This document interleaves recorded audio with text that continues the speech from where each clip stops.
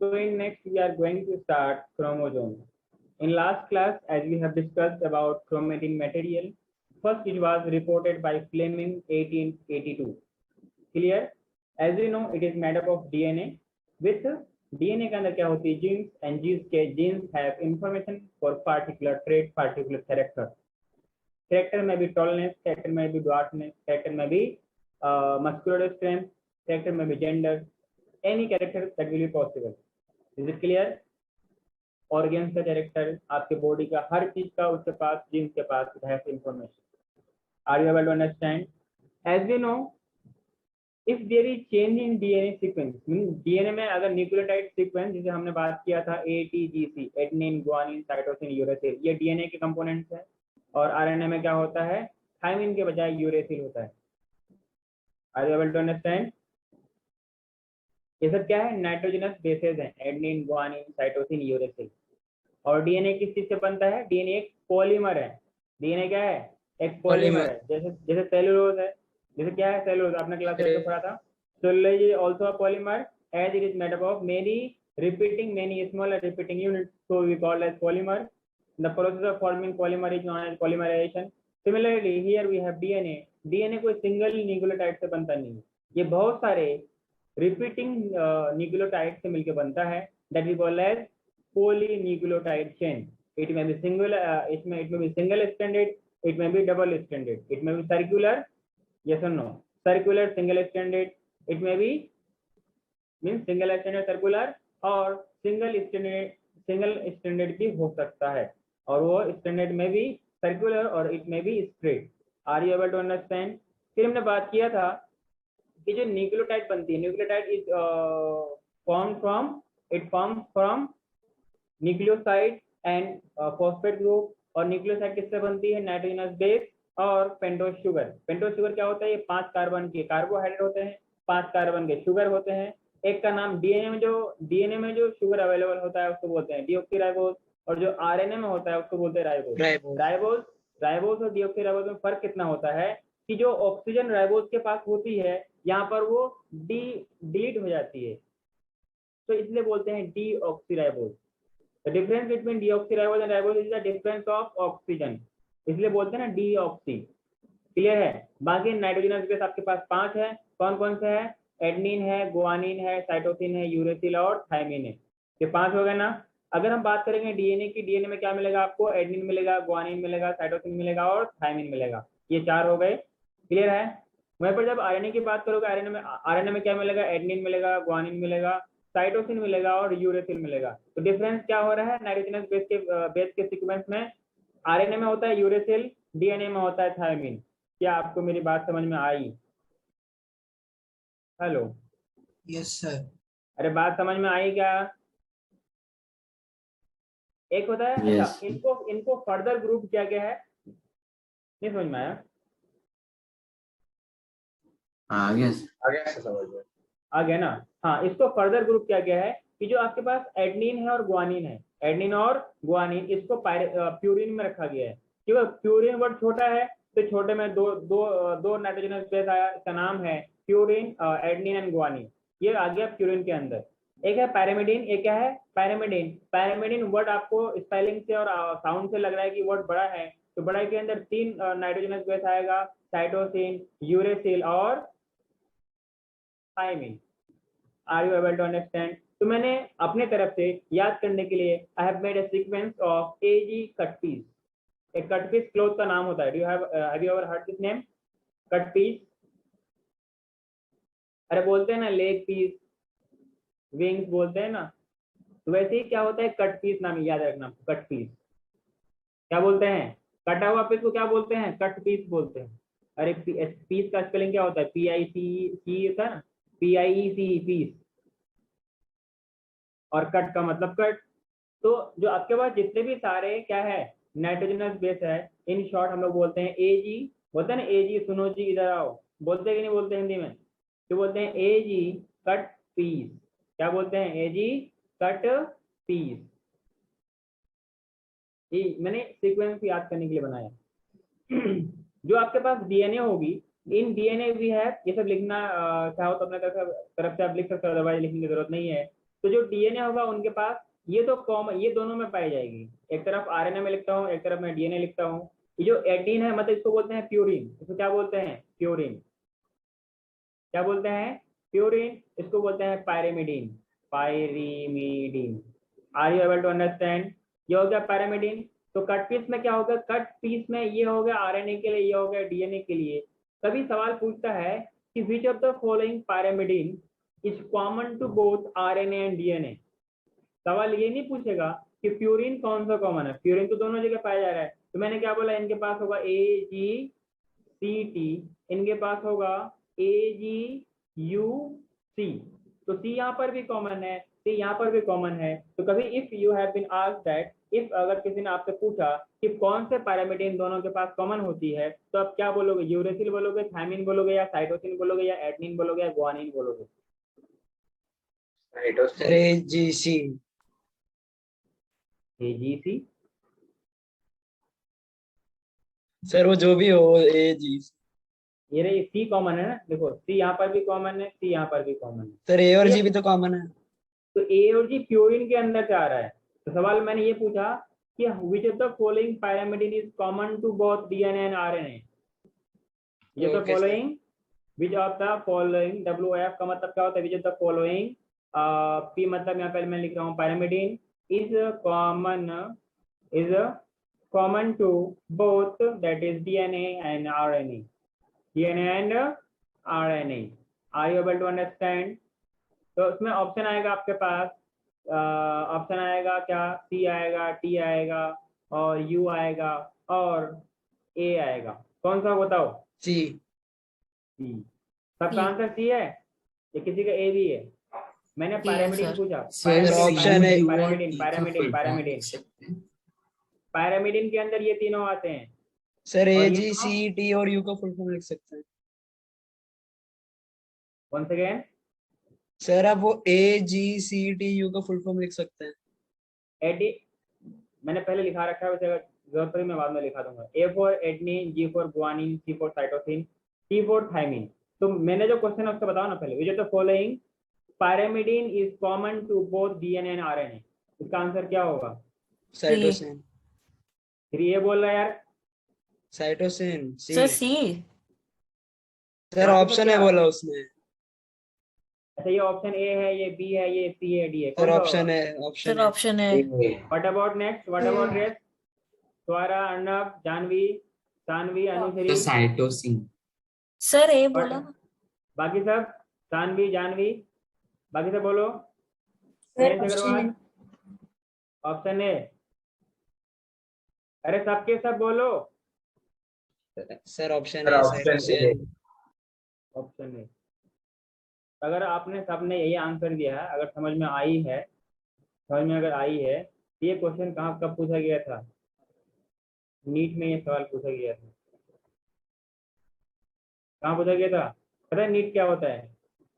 जैसे sir IIT का medical version. हाँ, आईआईटी का मेडिकल वर्जन। जिस एमबीबीएस करने के लिए जो आप एंट्रेंस देते हो, उस एंट्रेंस टेस्ट का नाम है नीट। ये रिसेंटली 1-2 साल पहले पूछा गया था नीट पे। ये आज भी इसी पे जो मैंने स्क्रीन पे लिखा है, इस पे सवाल बनते हैं। ठीक है, तो मैंने सर एक मिनट पीछे का दिखा सकते हो? नहीं, पीछे दिखाना नहीं है आपको, लिखना है, कुछ करना है। जैसे मैंने बताया आपको। लिखिए सर। Very good.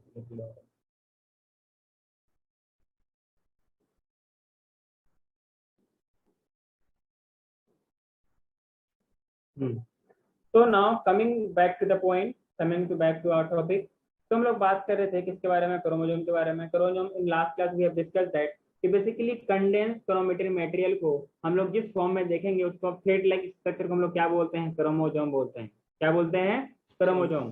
तो right on the first point, इस chromosome will only appear when they are in condensed form। Otherwise क्या होते हैं? ये डिकंडेंस्ड फॉर्म में रहते हैं। और ये कंडेंस्ड फॉर्म कब होगा? मतलब कंडेंस्ड फॉर्म कब बोलेंगे? जब ये पार्टिकुलर एक तरीके से अरेंज हो जाएगा। उससे पहले ये डिसअरेंज होता है, मतलब मिस अरेंज होता है। Please try to focus on class, please try to focus on class, not here and here, otherwise you will miss your sir लिख टॉपिक। रहा हूँ।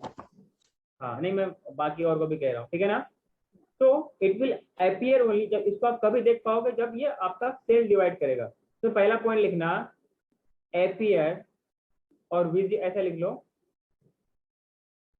विजिबल। विजिबल ये भी मत कहना कि सर ये नेकेड ऐसे दिख पाएगा नहीं दिख पाएगा। These are the microscopic structure we can only see with the help of microscope. Are you able to understand? Yes sir. Visible only at the time of CD. At the time of CD. CD का मतलब क्या बताओ? Cell cell division. Division. और ये cell division कहाँ होगा? Inside the, मतलब cell division जब न्यूक्लियस डिवाइड करने लगेगा तभी ये दिखेगा। क्लियर है? क्योंकि पहले न्यूक्लियस को डिवाइड करना होता है, फिर ये साइटोप्लाज्म डिवाइड करता है। क्लियर है? Cell division in the inside the nucleus. Inside the nucleus. Are you able to understand? Yes sir. Write Yes. on the next point. Visible or appear by coiling and condensation. Tanvi आपको समझ में आ रहा है?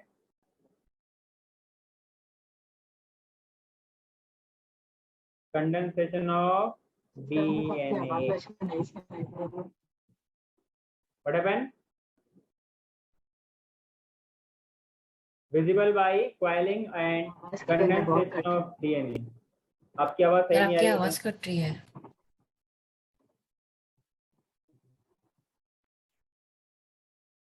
Basically क्या होता है ना, ये this genetic material, this chromatic material, ये बहुत ही इनविजिबल होती है। ठीक है? अब ये बेसिकली वैसे है जैसे आप मान लो यू हैव थ्रेड्स, और बहुत सारे थ्रेड्स हैं और इधर उधर फैला हुआ है। ये थ्रेड्स आपको अच्छे से विजिबल जब होगा ना, जब आप उसको अच्छे से किसी पार्टिकुलर स्ट्रक्चर पे राउंड अप करोगे। यस और no? When it is completely round up on a certain structure just like the bundle of thread, this is called coiling. जब कॉइलिंग होगा तभी जो अभी इतना पतला होता है, जस्ट लाइक दिस, ये तो मैंने इतना कर दिया, इससे बहुत पतला होता है, इससे बहुत पतला होता है। इसका मैं साइज अगर चेंज कर दूं तो दिक्कत हो जाएगा। मैं आप समझ रहे हो ना? जैसे ये लाइन मैंने लिया, इससे बहुत पतला होता है, मतलब इतना पतला कि आप देख नहीं सकते हो। तो अगर ये बार बार कॉइलिंग करेगा, बार बार ये कंडेंस इकट्ठा मतलब जमा होने लगेगा, तो आपको ये क्रोमेटिक मटेरियल इजीली विजिबल होगा या नहीं होगा बताओ? होगा सर। पक्का? यस। इसका डाउट का क्लियर हुआ क्या? Yes sir. अच्छा, ये जो कॉइलिंग हुआ एक डाउट मुझे भी था सर, सेल डिवीजन को और क्या बोलते हैं? वो क्या बोलते हैं? सर सेल आपने डिवीजन, सेल डिवीजन में दो पार्ट होते हैं। सेल डिवीजन में दो पार्ट होते हैं। फर्स्ट न्यूक्लियस विल डिवाइड, इसको बोलते हैं करियोकिनेसिस। बोलते हैं ना, एक गाना भी है करियो से नच करियो ऐसे कुछ करके है, कोई आई थिंक शाहरुख खान की गाना है ये, मुझे याद नहीं है। तो करियोकिनेसिस मतलब न्यूक्लियस का डिवीजन। आपको याद है ना? प्रोकैरियोट, यूकैरियोट, याद है? हाँ सर। हाँ, तो कैरियोकिनेसिस का मतलब, करियोकिनेसिस या कैरियोकिनेसिस का मतलब न्यूक्लियस का डिवीजन। उसके बाद होगा साइटोकिनेसिस, मतलब साइटोप्लाज्म डिवाइड करेगा। जब साइटोप्लाज्म डिवाइड कर जाएगा, सेल भी डिवाइड कर लिया। बात समझ में आई? नेक्स्ट हमने बात किया विजिबल। ये आपको जब ये क्रोमोसोम जब दिखेगा जब ये पूरा कंप्लीटली कंडेंस फॉर्म में रहेगा, क्योंकि ये बहुत बहुत माइक्रोस्कोपिक पतला, बहुत पतला होता है, इतना पतला कि आप देख नहीं सकते हो। देखने के लिए एक तो माइक्रोस्कोप में दिखेगा, दूसरा उसको कंडेंस होना पड़ेगा। अच्छा, कैसे होता है, क्या करते हैं, इसके लिए आप बायोटेक क्लास 12 में एक सब्जेक्ट है, एक चैप्टर है, वहां पे आपको अगर जो बायोलॉजी लेगा उसको समझाया जाएगा, अदरवाइज आपको उसमें कोई दिलचस्पी नहीं। ठीक है ना? नेक्स्ट बात करते हैं हम लोग सर फिर माइटोसिस और मायोसिस कहाँ के डिवीजन में, न्यूक्लियस के या साइटोप्लाज्म?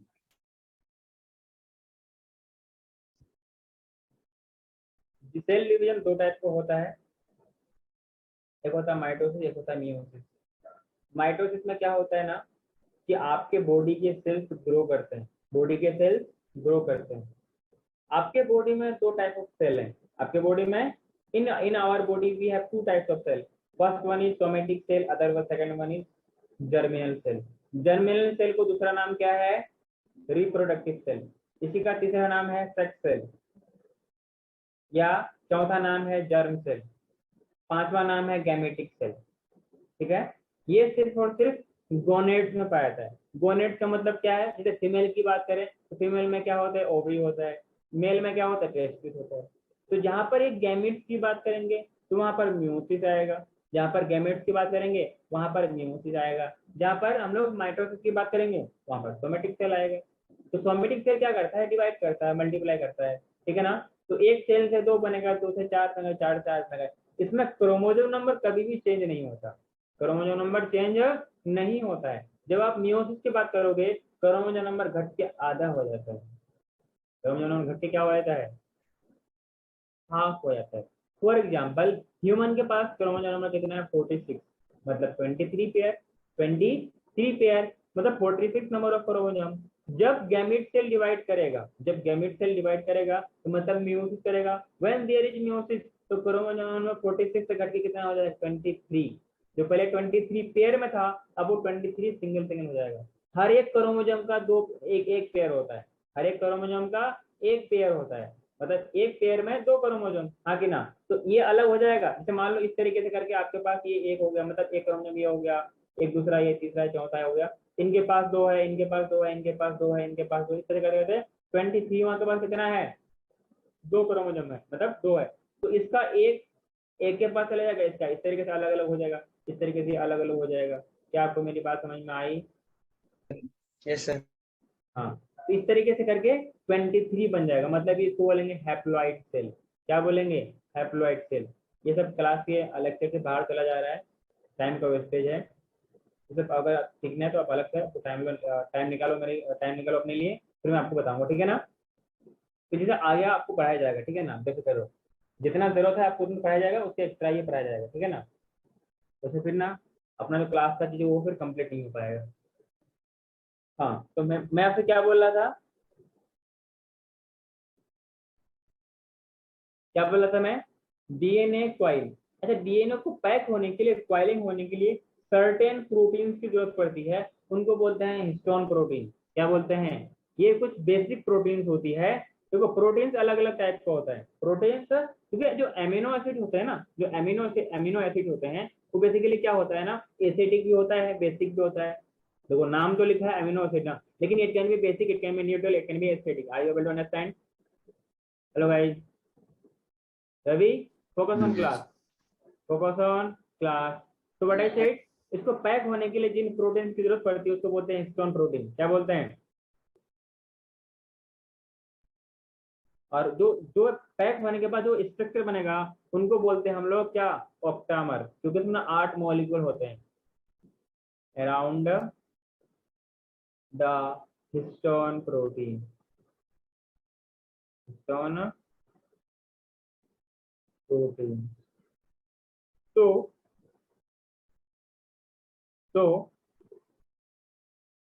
chromosomes are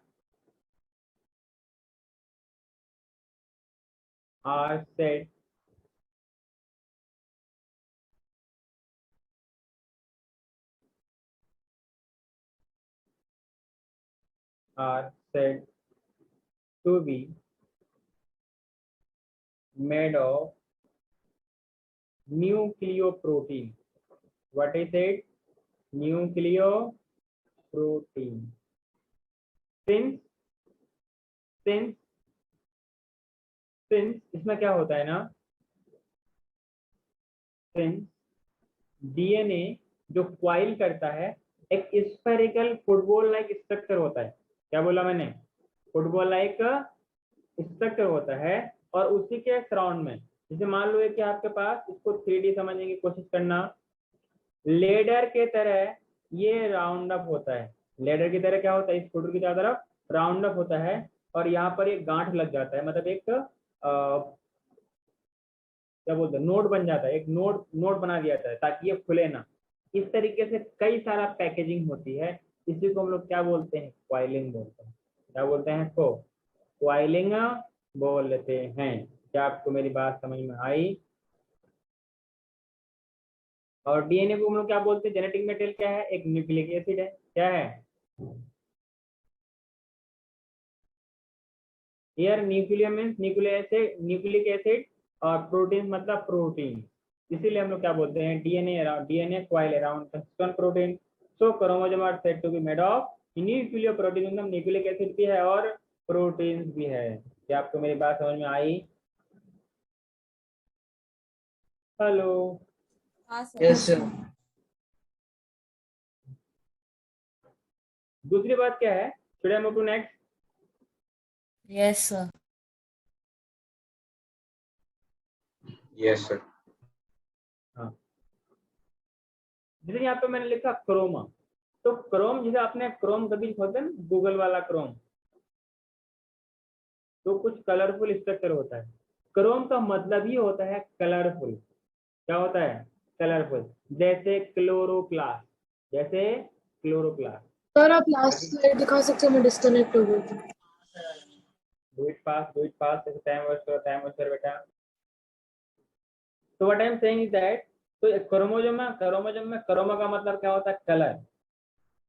और जोम कहाँ से है, सोमा से है। जोम कहाँ से है, क्रोमो और जोम। तो क्रोमा मीन्स कलर और सोमा मीन्स बॉडी। जो कलरफुल बॉडी, जब आप स्टेनिंग करते हो तो उस दौरान जो कलरफुल बॉडी दिखती है वही क्या है, क्रोमोसोम है। क्या है, अरे बोलो ना, कुछ बात समझ में आई क्या? क्रोमोसोम्स में क्रोम का मतलब क्या है, क्रोमा। क्रोमा का मतलब क्या होता है, कलर्ड स्ट्रक्चर। Colour store. और जोम्स मतलब कहाँ से आया, सोमा से आया। सोमा मतलब क्या होता है, बॉडी। मीन जो, जब आप स्टेनिंग करते हैं, जब आप माइक्रोस्कोपिक स्ट्रक्चर के अंदर देखते हैं इन चीजों को, तो आपको जो कलर्ड बॉडीज दिखती है उसी को हम लोग क्या बोलते हैं, क्रोमोसोम बोलते हैं। क्लियर है? इसीलिए इसका नाम क्या दिया गया है, कलर्ड बॉडीज, इसी नाम क्या दिया गया है, क्रोमोसोम। तो हर ऑर्गेनिज्म के, हर species, what I am saying, हर स्पेशीज के पास अलग अलग नंबर ऑफ, मतलब जैसे मान लो ह्यूमन एक क्या है, अलग स्पेशीज है, काउ एक अलग स्पेशीज है, प्लांट एक अलग स्पेशीज है, ओनियन एक अलग स्पेशीज है, डॉग एक अलग स्पेशीज है। जितने भी आप ऑर्गेन के नाम जानते हो ये सब अलग अलग स्पेशीज है, अलग अलग पड़ जाती है कि ना। तो अलग अलग जो स्पेशीज है, तो इन सब के अंदर क्या होता है, नंबर ऑफ क्रोमोसोम अलग अलग होता है। जैसे ह्यूमन के पास कितनी होती है, 23 पेयर्स। 23, मतलब 46 नंबर ऑफ क्रोमोसोम। किसी के पास 8 पेयर्स होता है, किसी के पास 32 पेयर्स होता है। अलग अलग, किसी प्लांट के पास अलग अलग होता है, हाँ कि ना, और ये पेयर्स में होते हैं। ठीक है ना, इसी को हम लोग क्या बोलते हैं, क्रोमोसोम्स बोलते हैं। Is it clear? इसमें नेक्स्ट लिखेगा, the term chromosome, the term chromosome, chromosome was used for the first time, for the first time by Waldeyer. ठीक है, right on the next point, it appears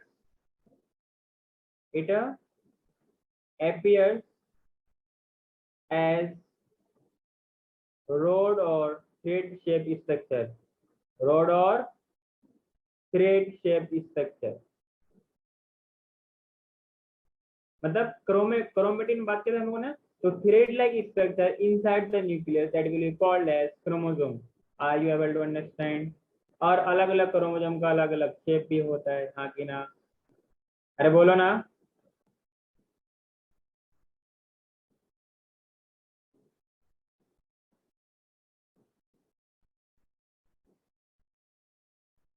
Is it clear to everyone? Yes. Any doubts and difficulties?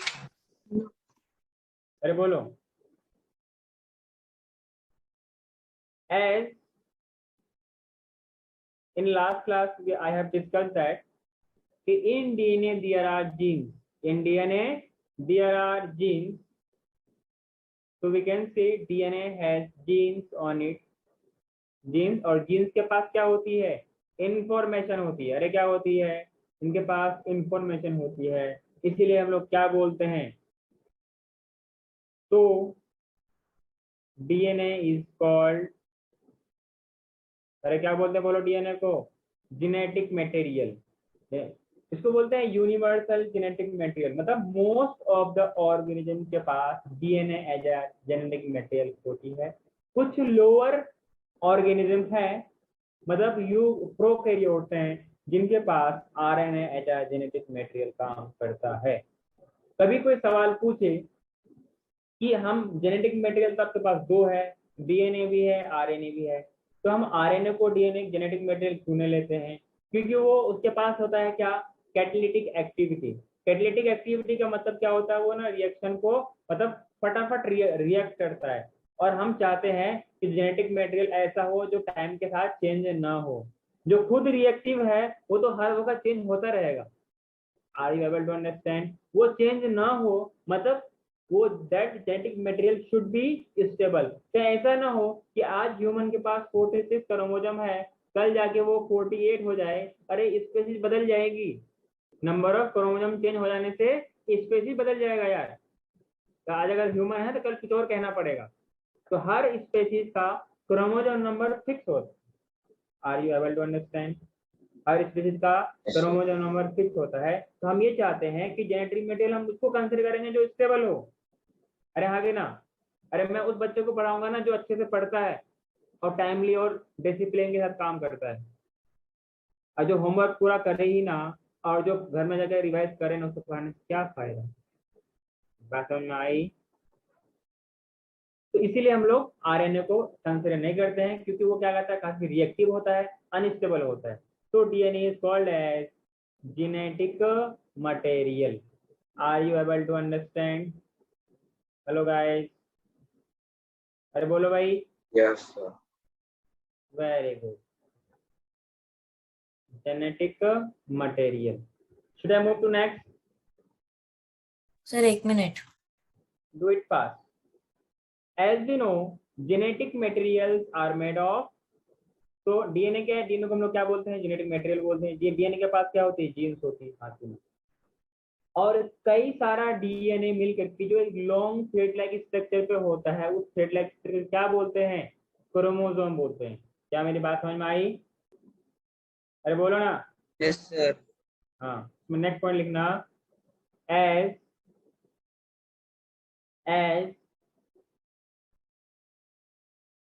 Chromosome is made of DNA that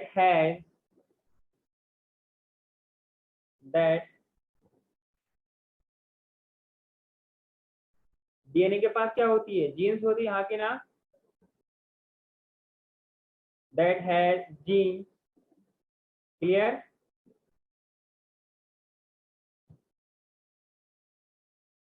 chromosome DNA से बना होता है और DNA gene से बना होता है। क्लियर है, हाँ या ना? हाँ should I move to next? इसी को कंटिन्यू करके लिखना, जो लास्ट पॉइंट लिखना। सो जब मैंने क्या बोला, for example this is chromosome, इसके पास क्या होती है? डीएनए होती है। डीएनए के अंदर क्या होती है? जीन्स होती है। तो बात समझ में आई? हेलो? Yes sir. तो क्या हम लोग ऐसा बोल सकते हैं, the chromosome carry genetic information from one generation to next generation? Are you able to understand? Yes sir. Yes sir. जैसे हमारे पापा हैं, आपके पापा हैं, तो अपने जो पेरेंटल जनरेशन है वो अपने किससे कैरी किया है? अपने पापा से, मतलब आपके ग्रैंड पापा से किए हैं। वो आपके ग्रैंड पापा अपने पापा से, मतलब आपके ग्रैंड पापा से किए हैं, हाँ कि ना? तो ये सारा कैरेक्टर एक सीक्वेंस वाइज एक जनरेशन, जैसे आपका पेरेंट्स हुए अलग एक जनरेशन है, we are the different generation. आपके आने वाले जो यंग जो बच्चे हैं उनका क्या होगा? वो नेक्स्ट जनरेशन कहलाएगा। तो हर एज जो पार्टिकुलर जो ग्रुप ऑफ इंडिविजुअल कम्युनिटी होती है, उसको उस वक्त का क्या है, उस टाइम का क्या है, वो जनरेशन है। क्या आपको मेरी बात यहाँ तक समझ में आई, हाँ या ना? सर हाइट भी डीएनए पे ही निर्भर करता है। हाँ, टॉलनेस एंड ड्वार्फनेस। ये मत कह लेना कि क्या कॉम्प्लान होता है ना, कॉम्प्लान और होली खाने से हाइट नहीं बढ़ती है। ये बात अलग है कि आपके हेल्थ का सप्लीमेंट्स है, और वो हेल्थ की सप्लीमेंट आपके बॉडी के अंदर जा करके आपको न्यूट्रिएंट प्रोवाइड करती है, और आपके अच्छे बॉडी के अच्छे ग्रोथ और डेवलपमेंट के लिए क्या होना चाहिए, अच्छे सप्लीमेंट होने चाहिए। क्या मेरी बात समझ में आई? Yes sir. तो नेक्स्ट पॉइंट लिखिएगा, chromosome chromosome carry genetic information. What I said, carry genetic information. कहाँ से कहाँ? बच्चे से पेरेंट की तरफ ना? सर पेरेंट्स से बच्चे की तरफ। हाँ, हम लोग क्या बोलेंगे, फ्रॉम वन जनरेशन, मतलब पेरेंटल जनरेशन। वन जनरेशन का मतलब क्या है, from parents to next generation, next generation. इसी नेक्स्ट जनरेशन को हम लोग क्या बोलते हैं, from parents to offspring. Are you able to understand, yes और नो? अरे बोल ना यार। Yes sir. हाँ, कोई दिक्कत है क्या? सर इन्हें डिस्कवर किसने किया था, वॉटसन और? Watson and Crick. Yes sir. अभी वो इतना डिटेल मत हो, जब वक्त आएगी ना फिर सब भूल जाओगे, ठीक है ना? अभी जितना बताता हूँ उतना ध्यान रखना है, ठीक है? जेनेटिक्स एक बहुत बड़ा ब्रांच ऑफ बायोलॉजी है, इसके अंदर फर्दर पार्ट्स आते हैं, ठीक है ना? जितना जानोगे उतना ही बढ़ती जाएगी। तो हैव लिमिटेड नॉलेज, मतलब लिमिटेड तो नहीं, आपके लेवल पे जितना बता रहा हूँ, ठीक है? नहीं सर मैं बस जानने के। हाँ ठीक है, वाटसन एंड क्रिक है वो, आगे चल के आपको क्लास 12 का पार्ट है। और कुछ 11 9th में पढ़ लोगे, क्लास 12 में क्या पढ़ोगे? अरे बात समझ में आ रही है? हार्ट वर्धन, अरे बोलो। हाँ, इसीलिए 10 क्रोमोजोम। तो क्या क्रोमोजोम एक व्हीकल की तरह काम कर रहा है, कैरियर की तरह काम कर रहा है, हाँ कि ना? कैरियर ऑफ जीन्स है कि नहीं, बोलो यार। 10 chromosomes are called the vehicle of heredity, the vehicle of या कैरियर ऑफ हेरिडिटी। हेरिडिटी का मतलब क्या है, जो कैरेक्टर वो पेरेंट से ऑफस्प्रिंग तक कैरी कर रहा है। Are you able to understand? अरे बात समझ में आई, हाँ या ना? Yes sir. So what I am going to say right now, the next topic is structure of typical chromosome. Structure of typical chromosome. Typical का मतलब होता है, it means that कि ऐसा कोई चीज जिसके अंदर मैक्सिमम या most of the character present हो, हाँ कि ना? जब कोई बच्चा ऐसा है जो पढ़ता है तो पढ़ता ही है, खेल कूद से दुनिया से कोई मतलब नहीं है उसको। एक ऐसा है जिसको सिर्फ दुनिया से मतलब, पढ़ाई से कोई मतलब, पढ़ाई से डब्बा गोल, है ना? एक ऐसा भी है जो पढ़ता भी है, खेलता भी है, कूदता भी है, लड़ता भी, सब करता है। तो ऐसे को हम लोग क्या बोलते हैं, बड़ा टिपिकल बंदा है, इतना पढ़ता भी है और इतना नंबर भी लाता है और खेल में भी आगे है, को करिकुलर एक्टिविटीज में भी आगे है, एक्स्ट्रा को करिकुलर एक्टिविटीज में भी आगे है। मतलब हर तरीके से ओवरऑल अच्छा है। हम ऐसे बंदे को बोलते हैं टिपिकल कैरेक्टर या टिपिकल चीज। तो बात समझ में आई? यहाँ पर है स्ट्रक्चर ऑफ टिपिकल क्रोमोसोम, क्योंकि अलग अलग क्रोमोसोम का अलग अलग स्ट्रक्चर होता है। तो ऐसा हम बात करेंगे, ऐसा प्रॉपर्टी जो कि ऐसा क्रोमोसोम जिनके पास maximum most of the character पाया जाए, उसको बोलते हैं टिपिकल क्रोमोसोम। Typical chromosome. कुछ बात समझ में आई क्या? Hello hello guys. हाँ सर समझ।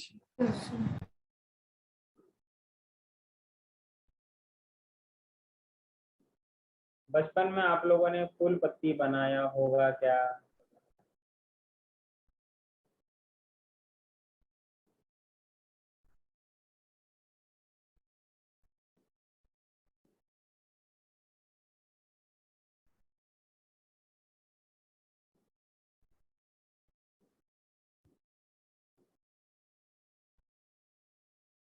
ठीक है ना। ये जो आपको दिख रहा है ये क्या है, क्रोमेटिड्स है। क्या है, it is chromatid. Are you able to understand? It is chromatid. और ये जो दो दो है ना आपके पास, ये वाला और ये वाला और ये वाला, इसको बोलते हैं सिस्टर क्रोमेटिड। क्या बोलेंगे, एक ही क्रोमोसोम के पार्ट है ना, तो क्या बोलेंगे, सिस्टर क्रोमेटिड। अरे कुछ बात समझ में आई क्या? Hello. Yes, sir. Yes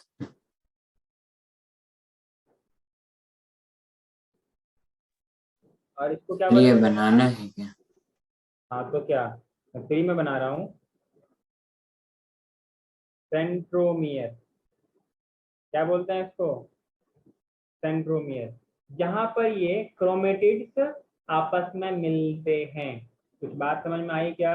basically इसका स्ट्रक्चर ऐसा होता है, जब आपको इंडिविजुअल बनाओगे ना, क्या बनाओगे, इंडिविजुअल, तो आपको ऐसा कुछ समझ में आएगा।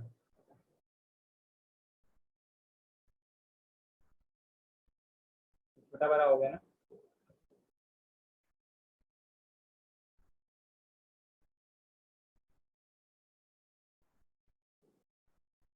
ठीक है क्या? अरे कुछ बात समझ में आई, हाँ या ना? Yes Yes, sir. This is chromatid, this is centromere. बात समझ में आई? ये इस तरीके से दो क्रोमेटिड आपस में जब मिलेगा तो उसको हम लोग क्या बोलेंगे, सिस्टर क्रोमेटिड बोलेंगे। क्या आपको मेरी बात समझ में आई, हाँ या ना?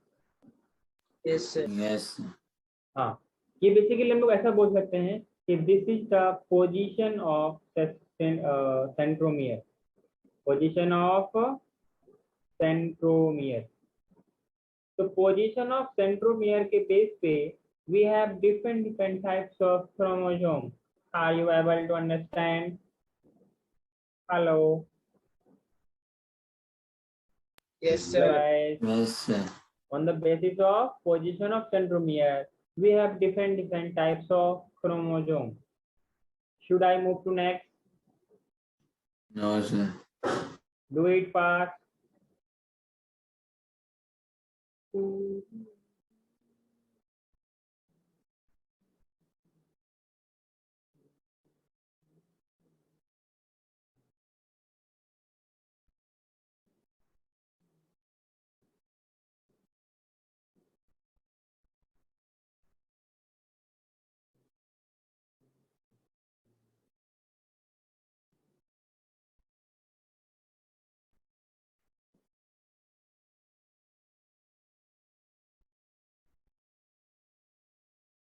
यस सबका हो गया? हाँ sir. Any doubts and difficulties? No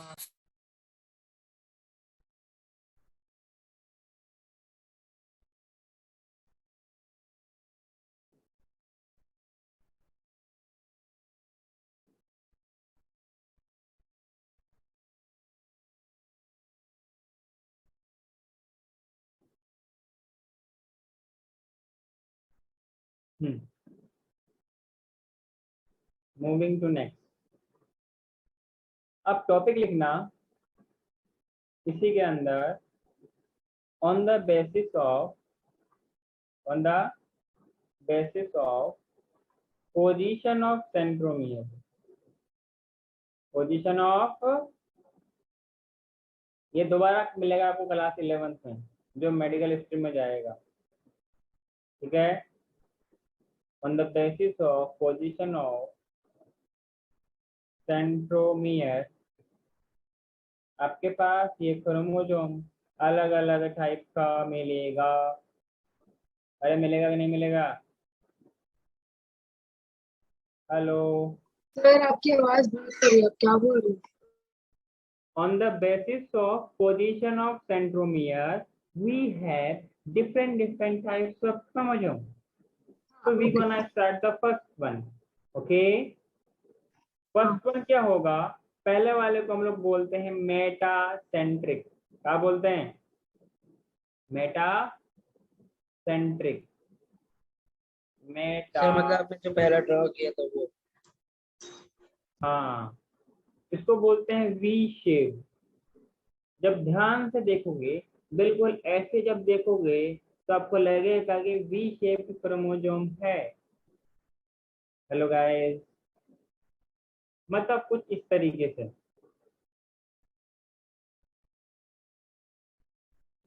ये मतलब ये थोड़ा सा मैं गलत बना दिया।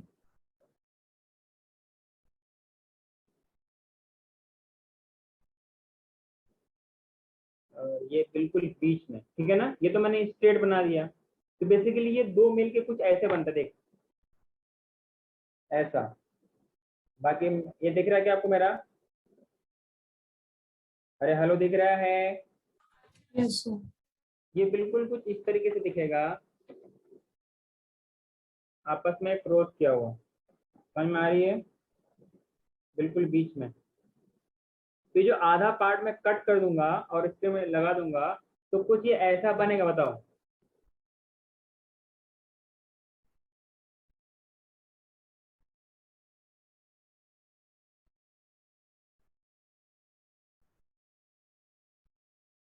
ऐसा बनेगा, हाँ या ना? क्या आपको वी शेप नजर आ रहा है? हेलो? अरे इसको उल्टा कर दो ना, मतलब कुछ इस तरीके से देखो, ध्यान से देखो।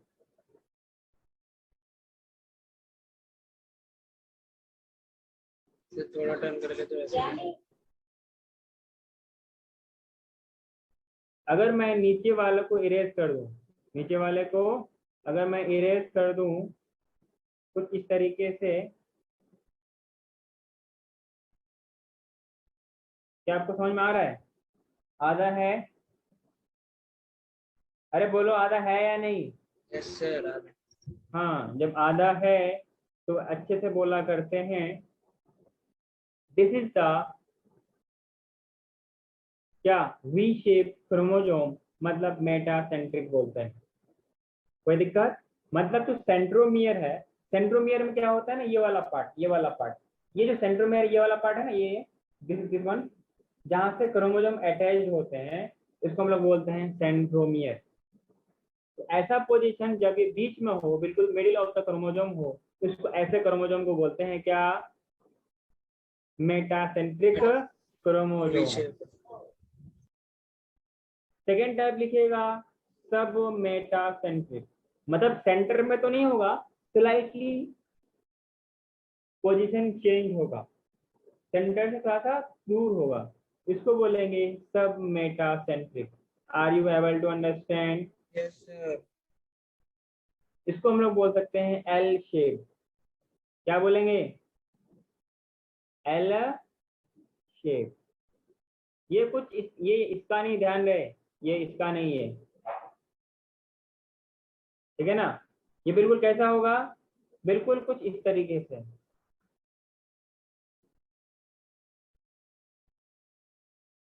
ठीक है? मतलब थोड़ा सा सेंटर से हट के है कि नहीं, बताओ। This is submetacentric. Are you able to understand? Hello? Yes sir. Yes sir. Yes, sir. Should I move to next? Yes sir. Yes sir. तीसरा टाइप लिखिएगा एक्रोसेंट्रिक। एक्रो, सर आप एक बार लास्ट स्लाइड दिखा सकते हैं? Madam फटाफट किया करो।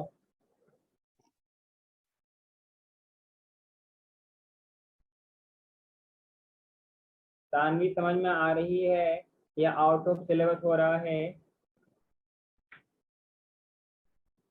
आ रहा है? हो गया सर। तानवी, थोड़ा थोड़ा थोड़ा थोड़ा तो मुझे कुछ याद आया, थोड़ा थोड़ा डैश हुआ है, आगे नहीं बताऊंगा मैं। पूरा कब आएगा? दोबारा समझाऊं?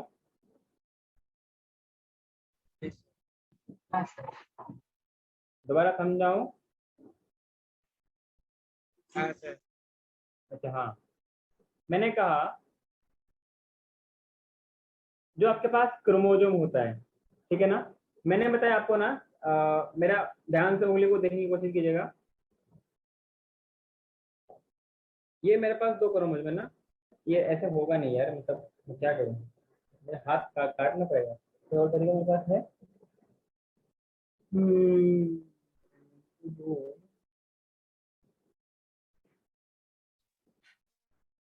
चलो उंगली उंगली बेस्ट ऑप्शन है, ठीक है ना।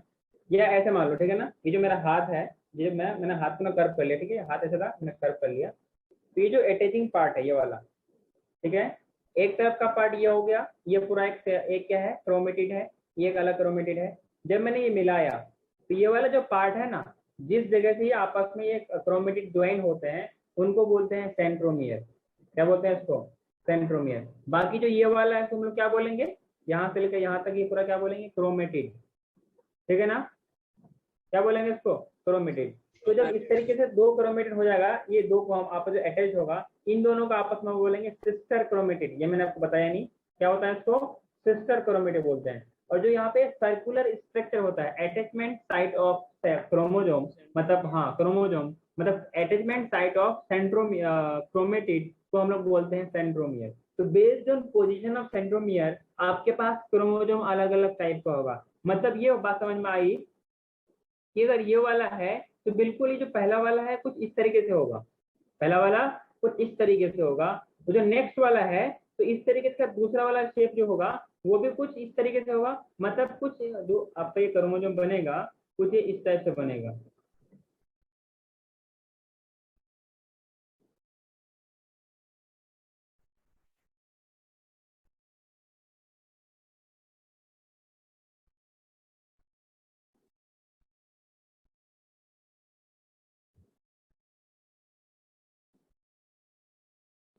हुआ ना, ये बिल्कुल सेंटर से हट के हो गया ना, बस ये मैंने कुछ ज्यादा सेंटर से हटा दिया, मतलब थोड़ा सा यहाँ पे गलत ना समझ जाओ, मतलब बीच में नहीं होगा, ये ध्यान रहे। इसको हम लोग क्या ऐसे करोगे, क्या बोलेंगे, सब मेटा सेंट्रिक। क्या मेरी बात समझ में आई? लेकिन ये एल शेप कैसे हुए थे, एक्स शेप हुआ था। अरे गधे, गधे का मतलब ये हुआ, अरे बाबू मेरे बात सुनो, मैंने क्या कहा, ये मैंने आधा बनाया, एक क्रोमेटिड बनाया। जब दो को मिलाएंगे तो जो सेंट्रोमियर हो नीचे, मैंने क्या बोला, सेंटर से हट के हो, सेंटर से हल्का डिस्प्लेस हो, तो हम लोग बोलेंगे सब मेटासेंट्रिक। मतलब कुछ ज्यादा ही हट के हो तो बोलेंगे एक्रोसेंट्रिक। बात समझ में आई क्या? Yes sir. हाँ, बिल्कुल ही एंड में हो तो बोलते हैं टीलोसेंट्रिक, सेंट्रोमियर हो ही नहीं तो बोलते हैं एसेंट्रिक, ठीक है। नेक्स्ट आपके पास है एक्रोसेंट्रिक, और इसका जो शेप होता है वो कुछ क्या होता है, जे शेप का होता है। क्या होता है? जे शेप, ठीक है।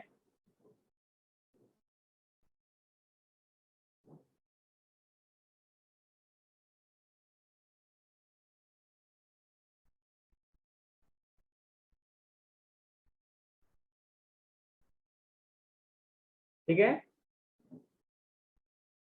मतलब सेंट्रोमियर थोड़ा सा और स्लाइटली सेंटर से दूर दूर चला जाएगा, इनको बोलते हैं acrocentric. Fourth one we have, मतलब सबसे लास्ट, ठीक है, fourth one is known as telocentric. क्या बोलेंगे, टीलोसेंट्रिक, और आई शेप, बिल्कुल आई जैसा होगा। देखते हैं कैसा होता है आई शेप में, कैसा होगा बिल्कुल ये। आप बचपन में कभी आई ऐसे बनाए होंगे, बनाए कि नहीं बनाया? अरे ऐसे आई कभी कभी आपने लिखा है?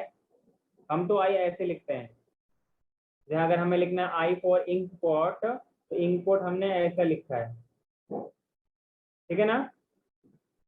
तो ये वाला आई हम बात कर रहे हैं, ठीक है। तो ये एक डब्बा है, डब्बा के ऊपर शून्य है, इसको बोलते हैं आई शेप, मतलब telocentric chromosome. Are you able to understand, yes और नो? Yes hello, sir. हाँ, अरे समझदार हो। जिनके पास सेंट्रोमियर या सर्कुलर अटैचमेंट, सर्कुलर मतलब डिस्क लाइक अटैचमेंट, सर्कुलर मतलब डिस्क लाइक अटैचमेंट जिनके पास वो ही नहीं, उनको हम लोग बोलते हैं एसेंट्रिक। ए का मतलब absent, absent बोलते हैं ना, अनुचरी तो यस सर, यस मैम, फलाना तो कुछ बोलता नहीं, मतलब एब्सेंट है। Are you able to understand? तो इट इज ए सेंट्रिक, तो मतलब ये हुआ इनके पास कोई सेंट्रोमियर होगा ही नहीं। अरे कुछ बात समझ में आई क्या? Yes sir. कुछ बात समझ में आई या समझाऊं?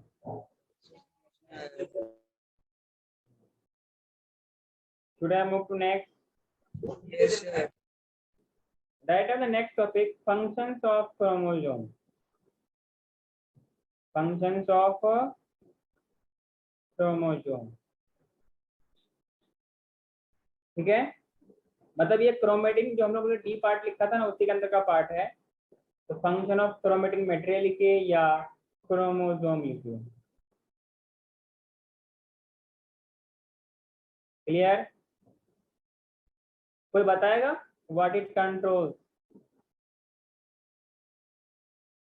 It controls all cellular activities, all cellular activities. Hello guys, मेरी बात समझ में आ रही है? Yes sir. एक्टिविटी, ठीक है। नेक्स्ट पॉइंट लिखिएगा, क्रोमोसोम, क्रोमोसोम कंटेन्स कौन सा यूनिट, कौन सा कैरेक्टर बताइए?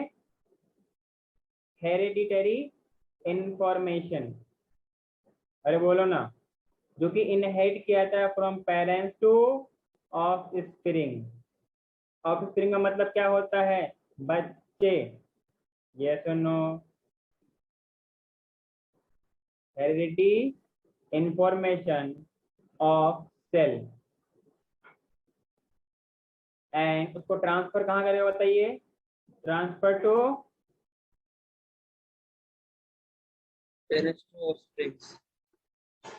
transfer this genetic information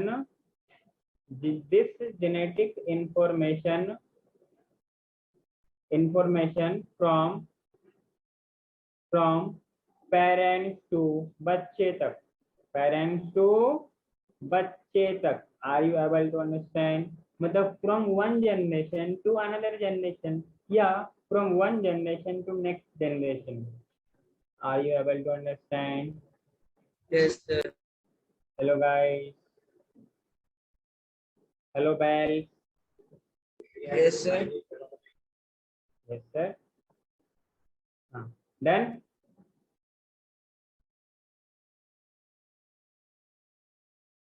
yes. Next point लिखेगा इसमें, इट प्लीज, मतलब हर वो कुछ का कंट्रोल कौन करता है? जेनेटिक्स करता है, हाँ कि ना? मतलब जेनेटिक मटेरियल करता है। अगर ये डायरेक्टली और इनडायरेक्टली इसी के कंट्रोल में होता है, ठीक है। अगर आपके बॉडी में प्रोटीन बनता भी है तो वो एमआरएनए मैसेज लेके आता है कहाँ से? न्यूक्लियस से, न्यूक्लियोलस से लेके आता है, मतलब न्यूक्लियोलस से लेके आता है। क्या आपको मेरी बात समझ में आई? Plays central role in a cellular reproduction, in a cellular reproduction।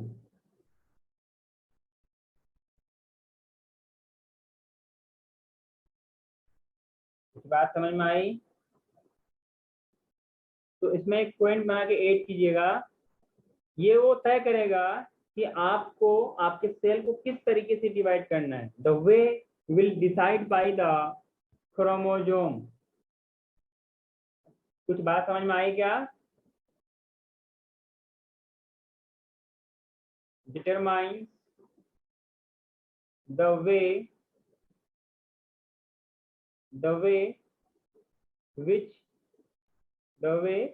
which the cell divide। Clear?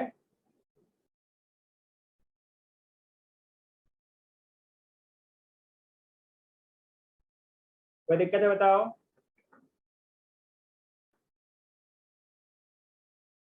नहीं तो ये था आपके पास क्या, सेल वॉल हो गया, न्यूक्लियस हो गया आपके पास, ठीक है। Should I move to next? एक मिनट सर।